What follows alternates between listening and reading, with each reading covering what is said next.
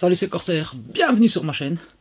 Alors, suite à la vidéo de mes derniers achats là, que j'ai fait chez Derive Store, et donc de toutes les figurines et tout ce que je vous ai présenté, vous avez quand même été quelques-uns, et même, je crois tous, à être assez curieux par rapport à cette figurine. L'inspecteur Gadget. Donc de chez 5 Pro Studio ou 5 Pro Studio, hein. Donc collection méga héros. Bon, ça s'explique sûrement parce que la majorité d'entre vous qui regardez ma chaîne, on a à peu près le même âge, ce qui veut dire qu'on avait moins d'une dizaine d'années quand ce truc est sorti à la télé. Et ouais, première diffusion sur France 3. Ça s'appelait même pas encore France 3, c'était FR3, France Région 3. Donc la troisième chaîne de la télé. Donc, en 83, sortent les premiers épisodes de l'Inspecteur Gadget sur FR3. Perso, j'avais 5 ans quand c'est sorti. Donc il y a de fortes chances que j'ai découvert ça quasiment au moment de la première diffusion. De toute façon, ça a été diffusé, multi-rediffusé. Donc, de mémoire, alors je sais plus s'il y a 4 ou 5 saisons. Bon, après, ça change pas grand-chose. Il y a 86 épisodes. Après, globalement, ça... les épisodes, c'est un peu du copier-coller l'un de l'autre, hein. Et ça a été tellement diffusé, multi-diffusé que... t'as l'impression, pareil, que la série, elle dure des siècles, alors qu'en fait, t'as 80 épisodes. Donc l'histoire est toute bête, hein. C'est l'inspecteur Gadget. Alors j'ai découvert ça, mais il y a très tard, en fait, c'est un robot. Quand j'étais gamin, honnêtement, j'ai jamais compris. Voilà, pour moi, c'était... je sais pas. Donc, l'inspecteur Gadget... donc est un flic, un inspecteur qui donc combat le gang du Dr Mad. Putain, ça, je m'embrouille tellement c'est compliqué. Donc il combat Mad, dirigé par le Dr Gang. Voilà, on y arrive.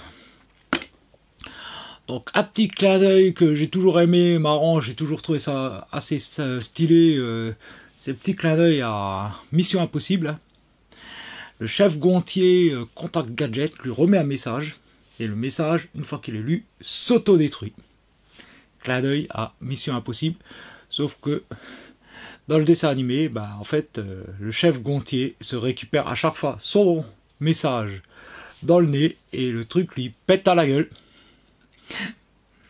Alors, jamais compris comment un bout de papier, en plus, parce que dans le dessin animé, c'était un bout de papier. Jamais compris comment ce truc-là, il explosait. Mais bon, c'est le gag, quoi. Donc, on avait le chef Gontier, qui donnait sa mission à Gadget. Et après, bah, Gadget partait donc en mission. Il devait essayer de repérer les agents de Mad. Et il était suivi, et surtout discrètement aidé par sa nièce Sophie et son chien Fino. Fino, le roi du déguisement, que Gadget prenait d'ailleurs souvent pour un agent Mad, et Sophie, donc l'intello du groupe, donc une gamine qui doit avoir quoi, une dizaine d'années, qui a été quand même à la pointe de la technologie, hein, puisqu'elle avait, je vais poser ça, c'est lourd, puisqu'elle avait quand même une petite montre pour communiquer avec Fino, et son fameux livre ordinateur. Et au final, ben, disons que Gadget arrivait à contrecarrer à chaque fois les plans du Dr Gang, mais toujours de manière involontaire. Et pourquoi il s'appelle Gadget, lui? Ben, tout simplement à cause de ces fameux gadgets, hein. Il avait des particularités, hein, c'est qu'en fait, il avait les bras qui s'allongeaient, les jambes qui s'allongeaient, des patins à roulettes dans les chaussures, un hélicoptère qui lui sortait du chapeau, un téléphone dans la main. Alors pour les plus jeunes, hein, ceux qui ont connu que les smartphones, ça vous dit rien. Pour les plus vieux, ça on le connaît, hein. Téléphone. Rapport au combiné du fixe. Hein. Ouais, parce que le smartphone, c'est pas comme ça. Hein. Voilà, donc le fameux gadgetophone, hein, où il tirait l'antenne du pouce et il parlait dans le petit doigt. Il avait plein de gadgets comme ça, il avait le manteau qui se gonflait. Et donc, voilà, 5 Pro Studio, dans la série Mega Hero, a sorti donc la figurine de l'inspecteur Gadget. Alors, on a la figurine de base avec pas mal d'accessoires. Alors, elle me pose déjà un problème, cette figurine. Je ne l'ai même pas déballée, j'ai déjà un problème avec. Bon, il existe un méga pack de luxe complet. Mais pour compléter celle-ci, il me manque le chef Gontier et la paire Sophie et Fino. Pourquoi est-ce que je suis allé acheter ça, moi? Bon, après, Gontier, il vaut 50-60 balles selon l'endroit où on le trouve. Et Sophie, c'est entre 60 et 70 euros. Donc, je crois que j'avais fait un compte. 110-120 euros, je crois, encore la paire. Le super pack de luxe, je l'ai vu à des prix de fou, 450 balles. Donc ça ferait 90 plus, voilà, je devrais arriver à peu près à m'en tirer aux environs de 200 euros en ayant le set complet. Bon, voilà le gros défaut de la figurine avant même de l'avoir ouverte, c'est que ça donne juste, déjà comme ça, envie d'acheter les autres. Bon, on va ouvrir la boîte et puis réveiller le côté nostalgique de mes 5, 6, 7 ans, hein, tout en ouvrant la boîte. Et puis on va voir ce qu'elle contient. Bon, c'est parti. Couteau. Arrête, parce que je ne l'ai même pas encore déboxé. Hein. Allez, on va ouvrir.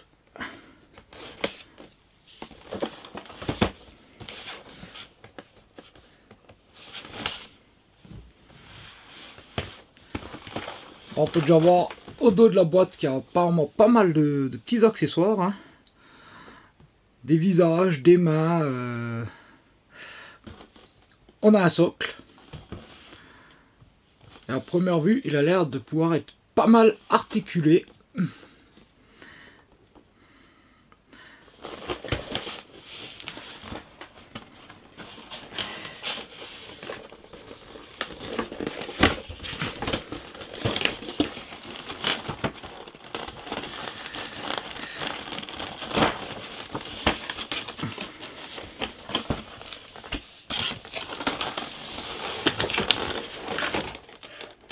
Ah ouais, il y a quand même pas mal de choses là-dedans. Et je viens de voir quelque chose qui a l'air plutôt cool. Ouais. On a le fond de la boîte qui peut servir de diorama. Ça, c'est cool. On va le poser de côté. Hein.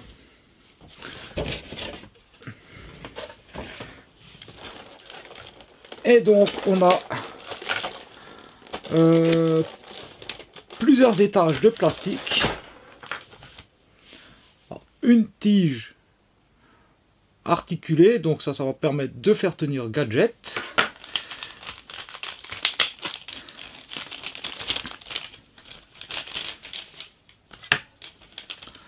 Ok, donc ça je pense que c'est des pins pour fixer gadget. Et un socle, on dirait, voilà, un trottoir pavé. Donc si on le pose dans le diorama, voilà.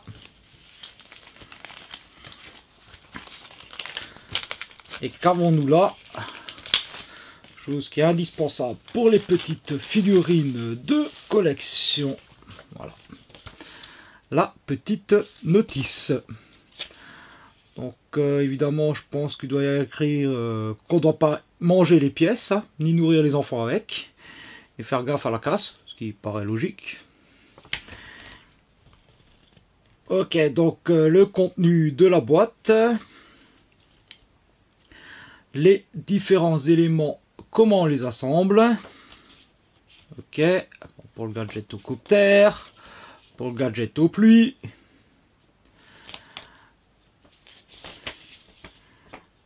Pour les bras, pour les jambes.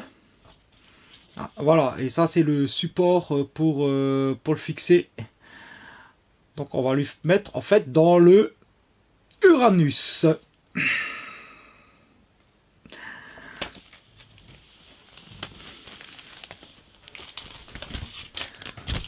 on a ça. Alors est-ce qu'il y a du scotch? Bon, on va faire l'étage du dessous. Hein. Alors l'étage du dessous, donc on a les pales de l'hélicoptère, de quoi faire le gadget aux pluies. Donc des tiges a priori articulées. Il faut vraiment tout descotcher en fait. Donc qu'est-ce qu'on a là? Ok, donc ça c'est pour le gadgetocopter, on est d'accord. Ces tiges là sont également pour le gadgetocopter, le gadget aux pluies. Ce qui m'intrigue là pour le moment, c'est ces deux tiges ici. A priori, ouais, articulées. Je crois que c'est pour la gadget aux mains par exemple. Des prolongateurs sur ressort. Donc je pense que c'est pour les jambes quand il peut rebondir. On a des prolongateurs ah, punaise, en plus en souple. Donc je pense pour les bras et les jambes.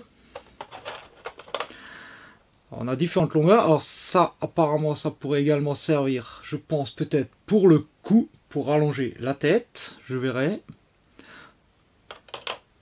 Donc ça c'est l'étage du dessous. On va ouvrir l'étage du dessus. Ok, donc plein de choses dans l'étage du dessus. Alors on peut voir ici un petit DX Only. Ouais, dans la version Deluxe, il y a des petits accessoires, des petites bulles, des machins qui peuvent se mettre à côté pour avoir un côté plus cartoon. Hein.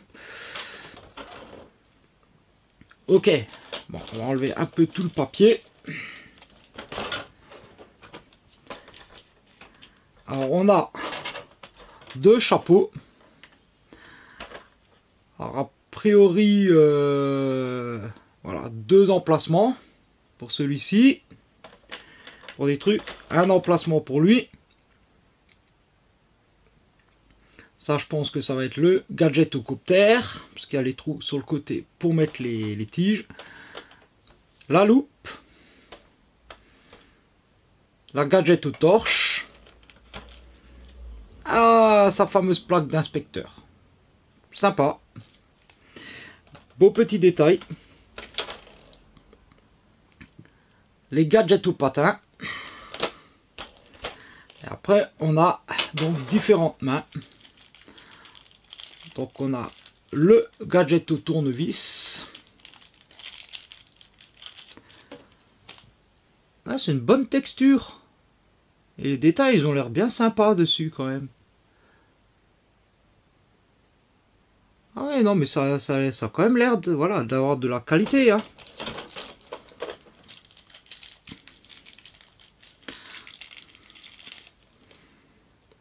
Une main qui pointe du doigt. Alors ça, c'est souvent parce qu'il voulait interpeller Finot. Et vous, arrêtez-vous.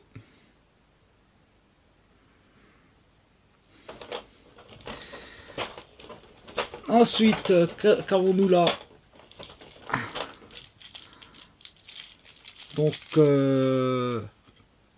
plus classique, une main pour tenir.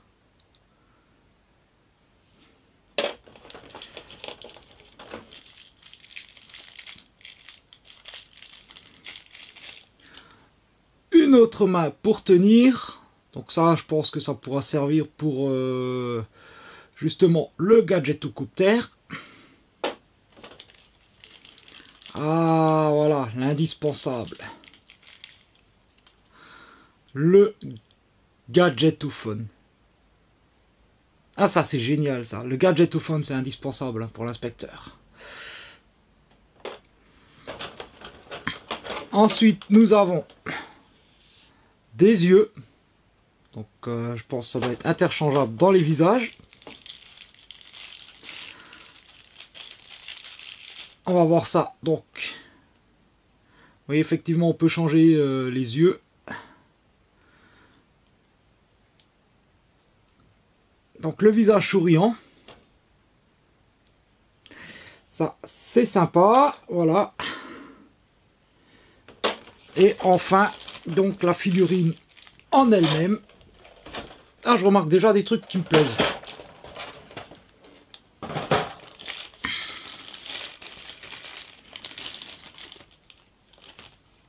Ah mais elle est sympa, punaise. Et le look, mais c'est vraiment Inspecteur Gadget quoi.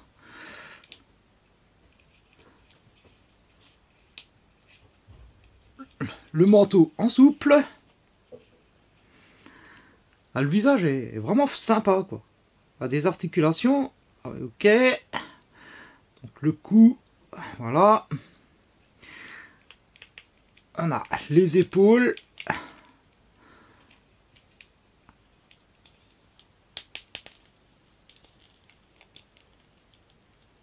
Une belle amplitude au niveau du coude. Ball joint sur les poignets.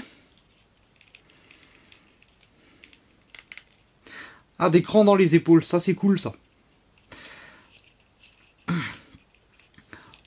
Au niveau des jambes, bon ça va être un peu gêné par le manteau.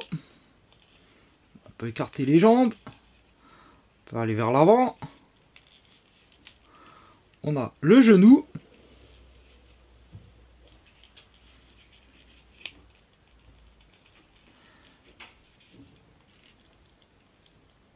Et au niveau du pied, de la cheville, quelque chose de... Ok, ça se démonte, c'est pas une bonne idée. Ok. Bon, c'est un peu limité, mais ça suffira pour lui. Hein?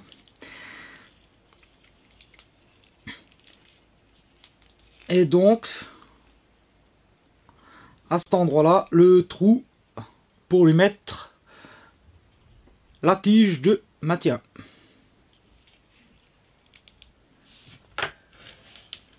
Bon, les petits accessoires qui servent, qui étaient en plus là.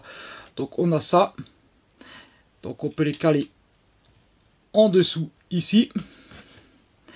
Ça permettra de relier les bases pour les autres personnages de la gamme. Donc ça c'est plutôt cool. On a ensuite ces deux petits plots, donc qu'on peut passer par en dessous. Voilà. Donc on peut en mettre un ou deux à différents endroits là. On a les trous sous les pieds de gadget. Et ça va permettre comme ça de stabiliser l'inspecteur sur sa base. Ce qui est franchement une bonne idée.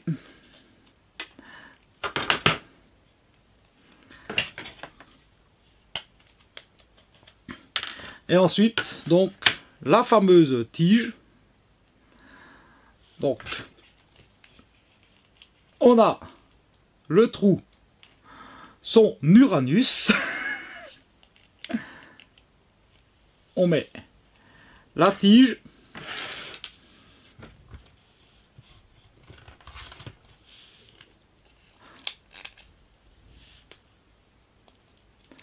Alors, apparemment, il y a un sens pour cette tige.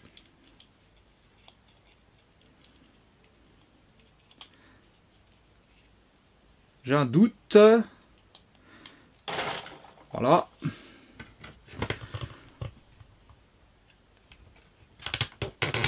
Et donc, comme elle est entièrement articulée, donc après, il faut juste trouver le point d'équilibre. Et on a donc l'inspecteur gadget en l'air, ce qui va être bien pratique quand on va utiliser par exemple le gadgetocopter pour lui donner un aspect bien plus aérien. Bon, j'interromps la vidéo ici. Vous avez vu l'unboxing des différents éléments qui composent le set de l'inspecteur gadget. Pour éviter de faire un truc qui est beaucoup trop long, je préfère scinder en deux. Je m'en suis rendu compte au moment du tournage que ça allait partir dans un truc qui est beaucoup trop long. Donc, première partie unboxing, celle que vous venez de voir. La deuxième partie, je vais m'amuser. Je vais découvrir les différents accessoires qui composent la boîte, hein, tout ce qu'il y a dans cette boîte, et puis je vais m'amuser à les mettre sur l'inspecteur, hein, pour voir un peu le rendu. Donc moi je vous dis à très vite pour la deuxième partie de cette vidéo consacrée à l'inspecteur gadget de chez 5 Pro Studio. Allez, ciao!